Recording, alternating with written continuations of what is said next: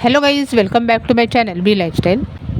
Tally ERP 9 में balance sheet जो आती है उसमें दो साइड्स होती है। एक लायबिलिटी की साइड होती है और दूसरी एसेट्स की साइड होती है। लायबिलिटी साइड में मांगने वालों की लिस्ट रहती है और एसेट साइड में हमारी खुद की संपत्ति रहती है, यानी कि हमारे पास जो पैसे आते हैं उसकी उसका यहाँ पे ग्रुप रहता है।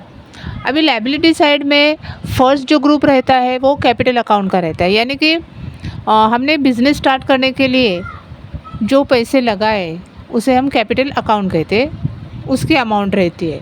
एंड देन उसके नीचे बाकी के ग्रुप रहते हैं, जैसे कि loan, current liability, then GST payable, इस प्रकार के रहते हैं। लायबिलिटी की साइड में सब मांगने वालों के ग्रुप रहते हैं।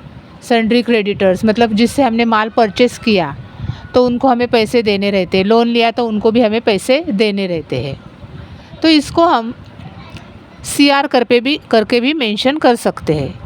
तो इन शॉर्ट लायबिलिटी के साइड में सीआर की लिस्ट रहती है और एसेट साइड में सब देने वाले रहते हैं, यानी कि इनसे हमें पैसे मिलने के रहते हैं। अभी फिक्स एसेट्स फर्स्ट ग्रुप रहता है। फिक्स एसेट यानी हमारा कोई बिज़नेस है, उसमें हमने सपोज फर्नीचर लिया, कंप्यूटर लिया, कुछ भी ऑफिस के लिए सामान लिया, ये क्या हो गई, हमारी खुद की संपत्ति हो गई। ये हमें बेचने की नहीं है, ये हमने खुद के लिए परचेस किया हुआ है, ये हमारे पास ही रहने वाली, यानी ये फिक्स एसेट हो गई।